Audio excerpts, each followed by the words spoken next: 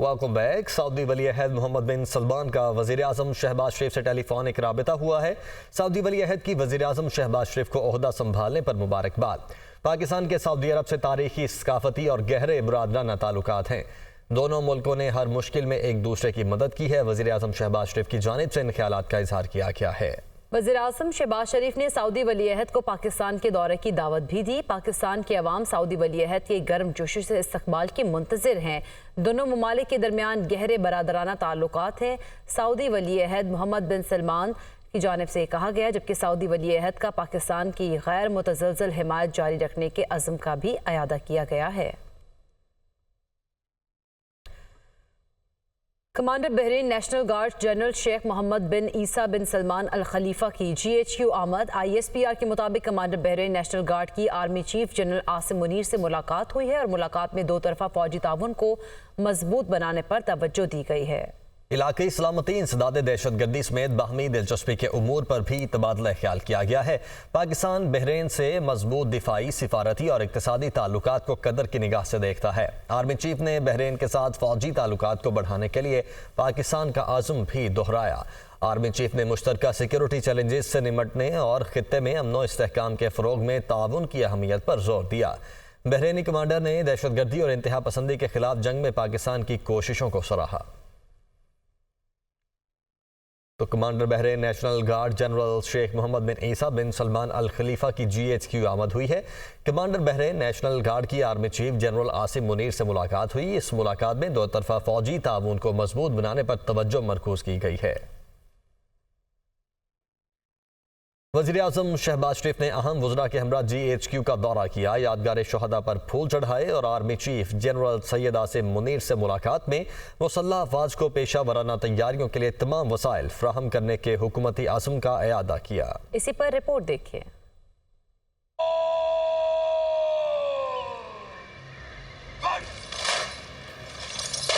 वज़ीर आज़म का दौरा GHQ, आर्मी चीफ से मुलाकात, सिविल व अस्करी क़यादत का खुशहाल और महफूज पाकिस्तान के लिए मिलकर काम करने के अज़म का इजहार। ISPR का कहना है कि वज़ीर आज़म और काबीना अरकान को कौमी सलामती, इलाकाई इस्तेहकाम, फौजी तैयारियों, खतरात और उनसे निमटने, इंसदाद दहशतगर्दी ऑपरेशंस पर ब्रीफिंग दी गई। वज़ीर आज़म ने पाक फौज की पेशावराना तैयारियों को सराहा और दहशतगर्दी के खिलाफ कुर्बानियों पर खराज अकीदत पेश किया। वज़ीर आज़म ने पाक फौज के मुल्क के तहफ़्फ़ुज़ के लिए इक़दामात, अमन और काम के लिए अज़म की तारीफ की और कहा कि पाकिस्तान की तरक्की में मुसल्लह अफवाज के किरदार और अहमियत को नजरअंदाज नहीं किया जा सकता।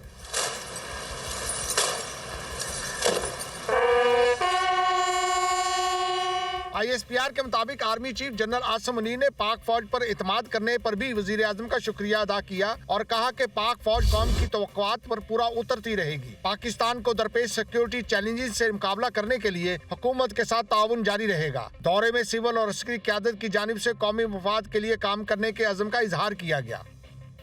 खैबर पख्तूनख्वा में सेनेट की 11 नशिस्तों पर इंतखाबात, कागजात नामजदगी जमा करवाने का आज आखिरी रोज है। 7 जनरल, टेक्नोक्रेट और खवातीन की 2-2 खाली नशिस्तों पर इंतखाब होगा। इलेक्शन कमिश्नर खैबर पख्तूनख्वा अब तक मजमूई तौर पर 2 उम्मीदवारों ने कागजात नामजदगी जमा करवाए हैं। जनरल नशिस्तों के लिए 6 और टेक्नोक्रेट के लिए 3 कागजात नामजदगी जमा हुए हैं। तर्जुमान इलेक्शन कमीशन के मुताबिक PTI की जानिब से टेक्नोक्रेट के लिए आजम सवाती, नूरुल हक कादरी और काजी अनवर को टिकट जारी किए गए हैं। जाकिरुल्लाह पेशावर से हमारे साथ मौजूद हैं। जाकिर, बताइएगा कौन कौन है यहाँ से उम्मीदवार? जी बिल्कुल, खैबर पख्तूनख्वा से 11 जो सेनेट के नशिस्तें हैं उस पर 2 अप्रैल को इंतखाबात होंगे, जबकि यहाँ पे देखा जाए तो आज इलेक्शन कमीशन की जानिब से आखिरी तारीख जो है वो कागजात नामजदगी जमा कराने के लिए मुकर्रर की गई है। आज 3 बजे तक यहाँ पे कागजात नामजदगी जो है वो उम्मीदवार जमा कराएंगे। अगर देखा जाए तो अभी खैबर पख्तूनख्वा में 11 नशिस्तों के लिए जो कागजात नामजदगी उसूली का जो तादाद है वो 89 है, उसमें 67 जनरल नशिस्तों के लिए कागजात नामजदगी उम्मीदवारों ने हासिल किए हैं, जबकि 14 खवातीन नशिस्तों के लिए कागजात नामजदगी उसूल की गई है और 8 टेक्नोक्रेट के लिए। यहाँ पे अगर देखा जाए तो 11 में 7 जो है वो जनरल नशिस्तें हैं और 2 खवातीन हैं और 2 जो है वो टेक्नोक्रेट की नशिस्तें हैं। इस पर 2 अप्रैल को इलेक्शन होंगे। यहाँ पे अगर देखा जाए तो इलेक्शन कमीशन में अभी तक 8 उम्मीदवारों ने कागजात नामजदगी जो है वो जमा कराए हैं। इसमें ज़्यादा तादाद जो है वो हमें सुन्नी इत्तेहाद कौंसिल के उम्मीदवारों की दिखाई दे रही है, क्योंकि अभी तक 6 सुन्नी इत्तेहाद के उम्मीदवारों ने कागजात नामजदगी जो है वो जमा किए हैं। इसमें अगर देखा जाए तो इरफान सलीम है जनरल नशस्त के लिए, फैसल जावेद, मिर्ज़ा मोहम्मद अफरीदी जो है वो उसने भी कागजात नामजदगी जमा किए हैं, और सुन्नी इत्तेहाद कौंसिल की जानिब से आज़म अजहर काजी मशवानी ने भी जनरल नशस्त के लिए कागजात नामजदगी जमा किए हैं। इसके साथ साथ टेक्नोक्रेट के लिए भी सुन्नी इत्तेहाद कौंसिल के आज़म खान और काजी अनवर ने अभी तक कागजात नामजदगी जमा किए हैं, जबकि PTI जो सुन्नी इत्तेहाद कौंसिल है उसके ज़राए के मुताबिक ये बताया जा रहा है कि अनवारुल हक कादरी जो है वो भी, नूरुल हक कादरी जो है वो भी इसमें कागजात नामजदगी। ठीक है, तो इन तमाम लोगों ने कागजात नामजदगी जमा करवा दिए हैं। जाकिरुल्लाह, बहुत शुक्रिया आपका। सेनेट इंतखाबात के लिए तहरीक इंसाफ का उम्मीदवारों में मामूली रद्दोबदल। तहरीक इंसाफ का सेनेट में खवातीन नशिस्त पर सनम जावेद को इलेक्शन लड़ाने का फैसला। डॉक्टर यास्मीन राशिद टेक्नोक्रेट की नशिस्त पर सेनेट इलेक्शन में उम्मीदवार होंगी। पंजाब की जनरल नशिस्तों पर हामिद खान और जुल्फी बुखारी उम्मीदवार होंगे। इसी पर बात करेंगे। Deputy bureau chief Lahore Liaquat Ansari हमारे साथ मौजूद हैं। जी लियाकत अंसारी, आगाह कीजिएगा, क्या मामूली रद्दोबदल किया गया है? के सामने पंजाब की सेनेट की नशिस्तों में जो है उम्मीदवारों का मामूली रद्दोबदल किया है। पहले खवातीन की नशिस्त पर डॉक्टर यास्मीन राशिद को इलेक्शन लड़ाने का फैसला किया गया था, लेकिन अब उन्हें जो है वो टेक्नोक्रेट की सीट पर लाने का फैसला किया गया और खवातीन की नशिस्त पर जो है वो सनम जावेद को इलेक्शन लड़ाने का फैसला किया गया है। टेक्नोक्रेट की सीट से जो है ब्रिगेडियर मुसद्दिक जो है उन्होंने रजा कराना दस्तबरदार हो गए थे और उन्होंने कहा था कि जो खवातीन जेल में उनको उम्मीदवार नामजद किया जाए, जिस पर सनम जावेद को अब खवातीन की नशिस्त पर उम्मीदवार नामजद किया गया है। जनरल नशिस्तों पर हामिद खान एडवोकेट और जुल्फी बुखारी उम्मीदवार होंगे, जबकि कवरिंग कैंडिडेट के तौर पर साबिक गवर्नर पंजाब उमर सरफराज चीमा और कर्नल रिटायर्ड एजाज बिन हास को नामजद किया गया। तो यूं PTI जो है वो पंजाब में सुन्नी इत्तेहाद कौंसिल के प्लेटफॉर्म पर सनम जावेद को खवातीन की नशिस्त पर, डॉक्टर यास्मीन राशिद को टेक्नोक्रेट की नशिस्त पर और जनरल नशिस्तों पर हामिद खान और जो जुल्फी बुखारी है उनको उम्मीदवार बना रही है। जी बहुत शुक्रिया लियाकत अंसारी, आप हमें आगाह कर रहे थे। उधर पीपल्स पार्टी ने भी बलोचिस्तान से अपने सेनेट के उम्मीदवारों का ऐलान कर दिया है। कोयटा से जान बुलेदी नेशनल पार्टी और पीपल्स पार्टी के सेनेट में मुश्तरका उम्मीदवार होंगे। एमल वली खान ANP और पीपल्स पार्टी के मुश्तरका उम्मीदवार होंगे, जबकि जंगेज जमाली, उमर गोरगेज, बिलाल मंदोखेल और इशरत बरोही भी उम्मीदवार नामजद किए गए हैं।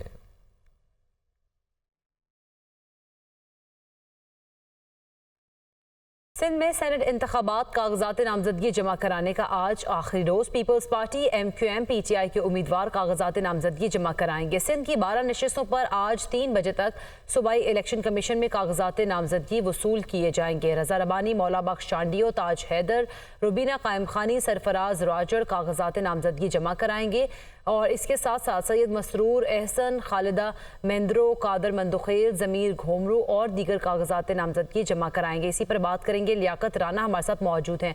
लियाकत राना, आगाह कीजिएगा इस बारे। देखें, 2 अप्रैल को होने वाले सेनेट के इलेक्शन का आज पहला मरहला 3 बजे तक मुकम्मल हो जाएगा। कागजात नामजदगी जमा होने की आज आखिरी तारीख है। 3 बजे तक सूबाई इलेक्शन कमीशन में जो सिंध की 12 नशिस्तें हैं उनके लिए कागजात नामजदगी जमा किए जाएंगे। कल पहला रोज़ था, लेकिन किसी भी उम्मीदवार ने कागजात नामजदगी जमा नहीं कराए, जबकि 200 से ज़ायद जो नॉमिनेशन पेपर थे वो जारी किए गए थे। किसी भी उम्मीदवार ने कागजात जमा नहीं कराए। अभी 11:30 बजे के करीब वज़ीर आला सिंध सैयद मुराद अली शाह पाकिस्तान पीपल्स पार्टी से ताल्लुक़ रखने वाले उम्मीदवारों और उनके प्रपोजर्स कैंडिडेट्स के साथ यहाँ सूबाई इलेक्शन कमीशन में आएंगे और पीपल्स पार्टी के जो 12 उम्मीदवार हैं उनके कागजात नामजदगी जमा करवाए जाएंगे। पाकिस्तान पीपल्स पार्टी ने रात को तमाम उम्मीदवारों का ऐलान कर दिया है।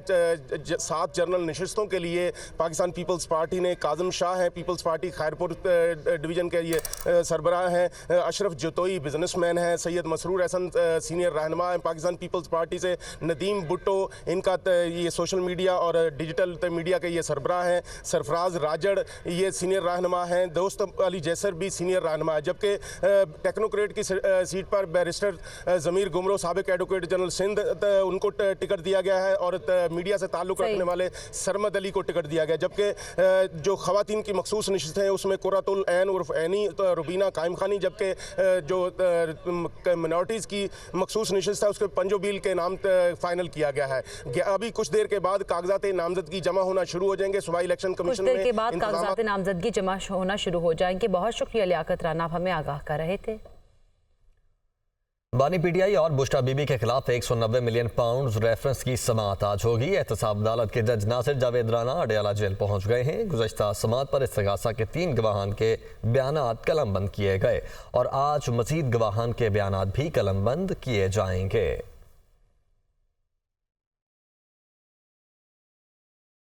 और नासिर, पहली बीवी से इजाजत लिए बगैर दूसरी शादी करने वाले शख्स को 7 माह कैद 5 लाख जुर्माना फैमिली कोर्ट लाहौर के जज अदनान लियाकत ने फैसला सुना दिया है। औरंगजेब खान ने पहली बीवी की इजाजत के बगैर दूसरी शादी की, तहरीरी फैसला जारी कर दिया गया। दूसरी शादी के लिए कानूनी तौर पर तहरीरी इजाजत लेना जरूरी है। इसी पर बात करेंगे। मोहम्मद अशफाक हमारे साथ मौजूद हैं। जी मोहम्मद अशफाक, आगाह कीजिएगा फैसले से मुताल्लिक। जी बिल्कुल, लाहौर की फैमिली अदालत ने पहली बीवी से इजाजत लिए बगैर दूसरी शादी करने वाले शख्स को 7 माह कैद और 5 लाख रुपए जुर्माने की सजा सुना दी है। अदालत ने अपने फैसले में लिखा कि मोहम्मद औरंगजेब ने पहली बीवी की इजाजत लिए बगैर दूसरी शादी की थी और मोहम्मद औरंगजेब का मौकफ था कि उसने ज़बानी कलामी अपनी पहली बीवी से इजाजत ली थी, लेकिन अदालत ने कहा कि ज़बानी कलामी नहीं बल्कि तहरीरी तौर पर पहली बीवी से इजाजत लेना लाजमी है। अदालत ने फैसले में लिखा कि मुल्जिम औरंगजेब खान ने दूसरी शादी से कबल पहली बीवी से इजाजत नहीं ली और ये साबित हो चुका है और इसी बुनियाद पर मुल्जिम को मुस्लिम फैमिली लॉ ऑर्डिनेंस के सेक्शन 6 और 5 के तहत 7 माह कैद और 5 लाख रुपए जुर्माने। मोहम्मद अशफाक, आप हमें आगाह कर रहे थे।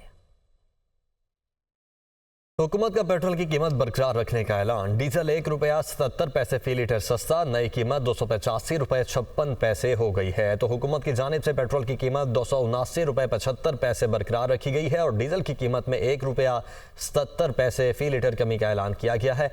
इस हवाले से शहरी क्या कहते हैं, ये जानते हैं रुताबा उरूज से। जी रुताबा। की जानिब से पेट्रोलियम मसनूआत की कीमतों में रद्द-बदल का नोटिफिकेशन जारी कर दिया गया है। इस नोटिफिकेशन का इतलाक आज 16 मार्च से लेकर 31 मार्च तक होगा। यहाँ पर पेट्रोल की कीमत जो है वो 279 रुपये 75 पैसे बरकरार रखी गई है इस नोटिफिकेशन में भी। और जो डीजल है, डीजल की कीमत में कमी का ऐलान किया गया है। डीजल की कीमत में 1 रुपये 77 पैसे की कमी का इतलाक आज से होगा। शहरी जो है वो खासे मायूस नजर आते हैं। उनका कहना था कि इस उम्मीद में थे कि रमज़ान अल मुबारक में उनको थोड़ा रिलीफ दिया जाएगा। पहले ही लोग महंगाई से तंग हैं, रमज़ान का महीना जो है गुजारना मुश्किल हो रहा है। हुकूमत ने जो है पेट्रोल की कीमतों में कोई कमी नहीं की है। पेट्रोल की कीमत बढ़ने से हर चीज़ की कीमतों में इजाफा होता है। शहरियों का कहना था कि अगर हुकूमत पेट्रोल की कीमत में कुछ कमी लाए तो हो सकता है कि यहाँ पर महंगाई में भी कुछ कमी हो और उनके लिए रमज़ान गुजारना कुछ आसान हो।